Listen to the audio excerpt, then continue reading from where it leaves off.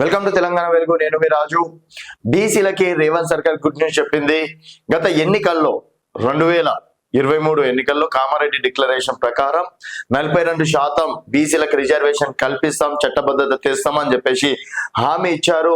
హామీ ప్రకారం కూడా దానికి సంబంధించి కులగణన చేపట్టారు. అసెంబ్లీలో బిల్ పాస్ చేయడం అనేది జరిగింది. గవర్నర్ దగ్గర వెళ్ళింది. ఈ రోజు 2018 అవసరమైతే 2018 పంచాయతీరాజ్ చట్టాన్ని సవరించి బీసీలకు 42% కల్పిస్తూ ఆర్డినెన్స్ జారీ చేయడం అనేది జరిగింది. ఇది బీసీలకు ఒక గొప్ప వరం అని చెప్పేసి కూడా చెప్పుకోవచ్చు. గతంలో చూసుకున్నట్టయితే పంచాయతీ ఎన్నికల్లో కావచ్చు, ఇతర ఎన్నికల్లో కేవలం 23% మంది మాత్రమే బీసీలు చట్టసభకు వెళ్లేవారు. ఇప్పుడు పంచాయతీరాజ్ చట్టం తర్వాత కావచ్చు, ఇప్పుడు ఆర్డినెన్స్ 2000 ఆర్డినెన్స్ తీసుకొచ్చినటువంటి ప్రకారం దాదాపుగా 42%, అంటే 1కి 2 సార్లు జనాభా ఈరోజు బీసీ జనాభా ఇక్కడ అసెంబ్లీలో కావచ్చు, తర్వాత స్థానిక సంస్థల ఎన్నికల్లో పోటీ చేసే అవకాశాన్ని కల్పించింది, చట్టసభలకు వెళ్లే అవకాశాన్ని కల్పించింది. మరి ఇది కేవలం స్థానిక సంస్థల ఎన్నికల వరకే ఉంటాయా, లేకపోతే విద్యా ఉద్యోగ విషయంలో కూడా 42%ని అంటే చట్టబద్ధత తెస్తారా అన్న దానిపైన ప్రస్తుతం ఇంకా క్లారిటీ రాలేదు. కేవలం స్థానిక సంస్థల ఎన్నికలకు మేము చట్టబద్ధత తెచ్చిన తర్వాతనే 42% బీసీ రిజర్వేషన్ అమలు అయిన తర్వాతనే మేము వెళ్తాము. దీనికి ప్రతిపక్షాలు కావచ్చు, ఇతర పార్టీ నాయకులు కూడా అందరూ సహకరించాలి. ఎవరు కూడా కోర్టు మెట్లు ఎక్కద్దు.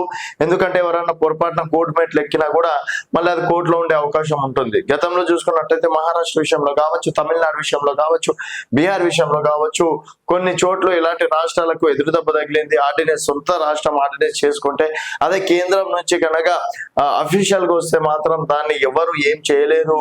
ఏ విషయంలో అయినా సరే ఇప్పుడు రిజర్వేషన్ మనము ఎస్సీ ఎస్టీ బీసీ రిజర్వేషన్లు ఏ విధంగా అయితే పొందగలుగుతున్నామో ఆ విధంగా చట్టబద్ధంగా 42% బీసీ రిజర్వేషన్లు కూడా పొందే అవకాశం ఉంటుంది. సో గతంతో పోల్చుకుంటే రేవంత్ సర్కార్ బీసీలకి ఒక శుభవార్త చెప్పిందని చెప్పేసి కూడా చెప్పుకోవచ్చు. ఇది అవునన్నా కాదన్నా ప్రతిపక్ష నేతలు కూడా చాలా సంతోషాన్ని వ్యక్తం చేస్తున్నారు. ఈవెన్ రీసెంట్ గా కవిత అంటే నిన్న నైట్ కవిత ఇంట్లో కూడా సంబరాలు జరుపుకోవడం అనేది జరిగింది. బట్ వాళ్ళ వర్షన్ ఏంటంటే కవిత గారు ఫైట్ చేయడం వల్లనే 42% ఆర్డినెన్స్ తీసుకొచ్చారు, దాని ప్రకారమే స్థానిక సంస్థల ఎన్నికలకు వెళ్తున్నారని చెప్పేసి వాళ్ళ వర్షన్. ఇంకా బీఆర్ఎస్ నాయకుల వర్షన్ ఏంటంటే ఇది మహారాష్ట్ర తమిళనాడు టైప్ అవుతుంది, కేవలం ఎన్నికలను వాడుకుంటున్నారు.